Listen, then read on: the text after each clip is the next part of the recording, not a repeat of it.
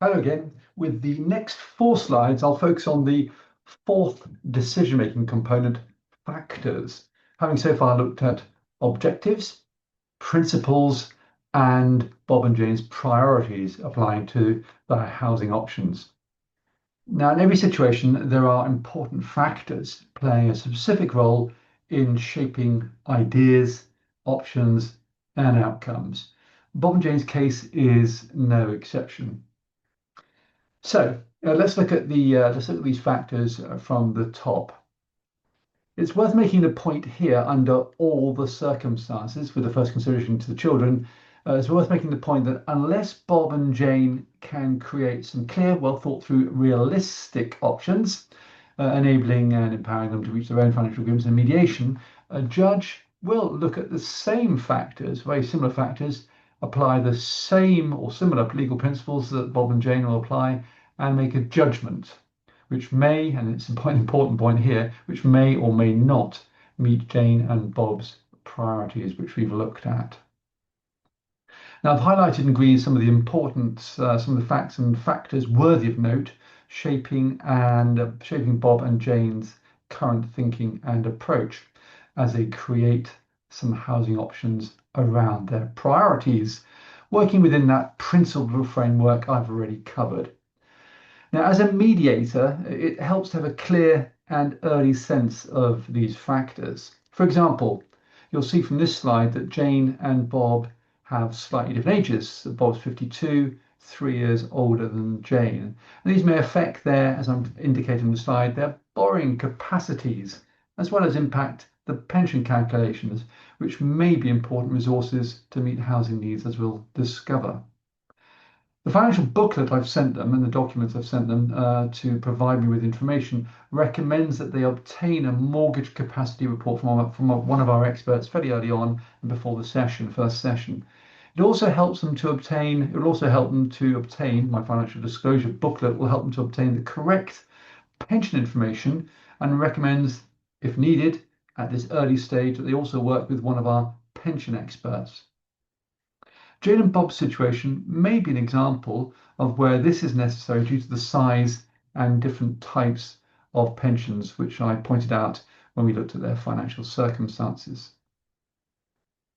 Remembering that one of Jane and Bob's shared priorities, which we looked at a few minutes ago, is to make as much progress as quickly as possible. If so, and if they wish to do so, and to have a really effective first mediation session, it will be important for them to provide and agree as much of this financial information about their resources as possible before the first mediation starts. And having a clear mutual understanding of the important factors in a situation will help with this. So that's the first slide of factors, all the circumstances and ages. Let's move on to the next one.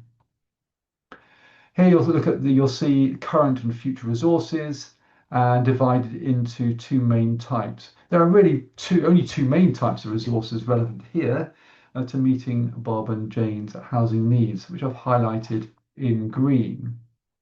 The net assets, net realizable current assets, those assets that could be liquidated if necessary, and borrowing capacities. There are net assets, which I've again highlighted in green. I won't spend too much time on these. You've got the net equity in the house, rental property, savings, and pension lump sums on retirement. Total just over 1 million, £1,150,000 if you include the rental property and the pension tax-free lump sums. Then there are combined borrowing capacities of about £500,000 if indeed Jane takes all that, and Bob's maximum of 100 to 120,000, which is a maximum borrowing capacity of 620. So if they maximised all that, all their resources, their net realisable and their borrowing capacity, they would have £1.77 million to rehouse themselves. So not an insignificant amount. When it comes to their future housing, the key challenge for Bob and Jane will be to decide how to fairly divide their assets, taking into account their borrowing capacities to meet their housing priorities, remembering the principles applying to their task. The monthly cost of any borrowing must, of course, be built into their monthly expenditure spreadsheets to check for affordability. So if indeed Jane does take 500,000 and Bob does take 100,000, then the monthly cost of that will need to be built into their monthly spreadsheets. Also, one must not overlook the total cost of any borrowing, i.e. adding the total interest onto the amount borrowed over the period of borrowing, and that can very much shift perspectives. So if Jane does borrow £500,000, by the end of the term of borrowing, it's going to be like significantly more than 500,000, and the same for Bob, of course, with his 100,000. Remember, it's important to have all the circumstances taken into account to arrive at a fair outcome. This is also, of course, a reminder that all four of the building blocks of need, i.e. housing, which we're working on at the moment, income needs, children's needs, and retirement needs are connected and integrated. So, for example, if one person borrows more, such as Jane in this case, it will increase their expenditure more, decreasing their monthly disposable income, standard of living, and capacity to support children, and perhaps to pay spousal maintenance. So those are all the four building blocks I just mentioned there. Standard of living, supporting children, that's building block 3. Spousal maintenance or income needs, that's building block 2. And retirement, building block 4, of course. If one person, for example, receives more of the non-pension assets, i.e. the house, the properties, to meet housing needs, will it mean, for example, that they are entitled to receive more of the pensions and pension tax-free lump sum? These questions and others will be important for Bob and Jane to think about as they create their options and prepare for mediation. I cover reflective questions in more detail in a moment. Let's move on to the other factors. Jane and Bob both refer to standard of living principle and factor as important to them and their priorities.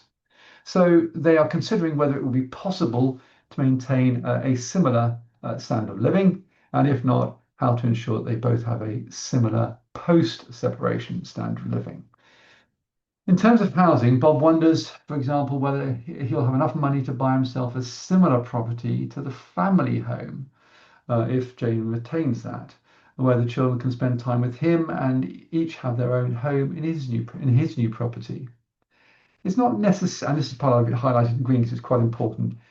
It's not necessarily his priority to have the same size property as the family home over the next few years, because his other priority is to work with Jane to see whether she can remain in the family home to ensure that the children feel as settled as possible over the next few years through their education, which was of course, a priority for both Jane and Bob.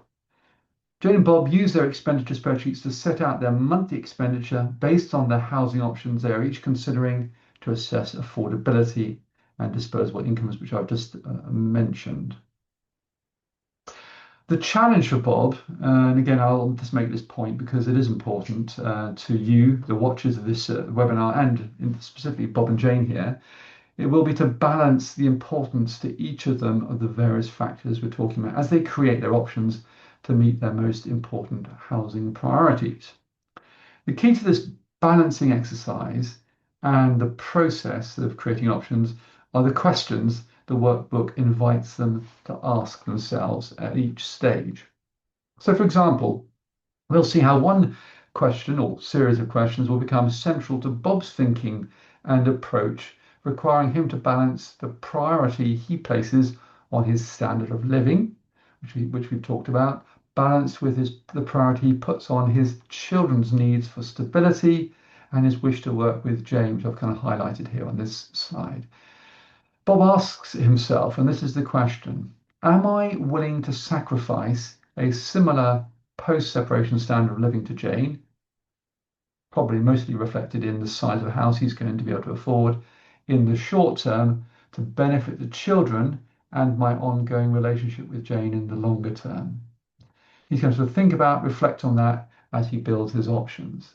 A central theme of my workbook at each stage are these questions I pose for Jane and Bob and invite them to expand on. The workbook really helps Bob and Jane indeed to create clarity for himself, ready to discuss his thoughts, feelings and options with Jane. Writing his thoughts, ideas and options down in the workbook in a reasoned, structured way is an incredibly powerful exercise, building Bob's confidence and understanding of what the options creation exercise and mediation will require of him. And of course, the same goes for Jane. We also have, it's worth mentioning, financial coaches to help with this task. And finally, let's not overlook the other factor on this slide, capacity. Bob and Jane are both suffering from acute anxiety due to the variety of stresses, but hope and believe that these will subside when they separate. And although they're finding their work an additional stress, neither of them believe that it is affecting the amount of time they are working, their earning capacity.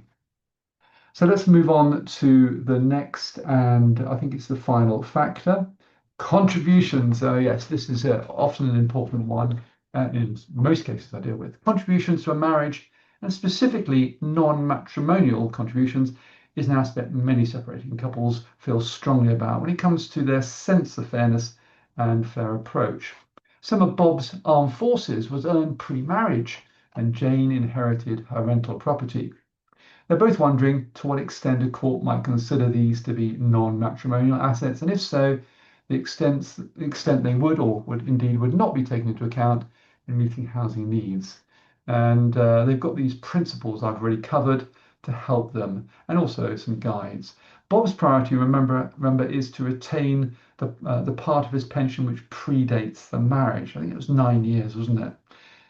A really important document to help his thinking and guidance is the guide in the Pensions Advisory Group report on apportionment of pensions, i.e. taking out a portion of pensions in needs cases. And you'll find that guide as part of the workbook. In fact, that guide is in my divorce manual. You'll remember also Jane's priority is to retain her rental property. And I also provide a guide on the treatment of non-matrimonial assets in divorce, and that guide can be found in the divorce manual. Because of this, it's very important that they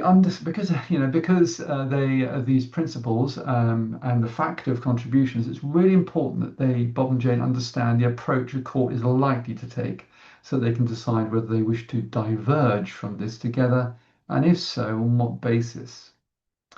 The workbook, as I've said, clearly sets out the principles the court would apply in respect to the contribution factor. I also provide legal guides, as I say, case studies like the one like the one of Bob and Jane, and if necessary, we also offer professional support from my panel, the conflict resolution panel. It's going to be essential for Bob and Jane to come to mediation ready with a fully informed discussion, fully informed about their financial situation and informed about the law. This can create opportunity for discussion and shifts in approach where none exists. So if they really understand the kind of approach the courts would take, but don't necessarily wish to take that, it can create opportunity in mediation. What do I mean? Well, for example, if Bob and Jane fully understand how a court would treat a non-matrimonial asset in their case, which is a needs case, but Jane, for example, would like to take a slightly different approach, which would benefit her, it might create an opportunity for some flexibility and compromise from her in respect of something of importance that Bob wants. Who knows? This is where the workbook comes into its own, setting out the principles the court would apply to particular factors like contributions and how in particular circumstances. As I say, I also provide a divorce manual if Jane and Bob wish to take a deeper dive to inform themselves, and financial experts for additional support if and when required. There's quite a lot there in those factors, so let's take a quick break before turning to the 5th stage of the 7th stage process, my reflective questions, quite a key part. Thanks for watching. Stay with me.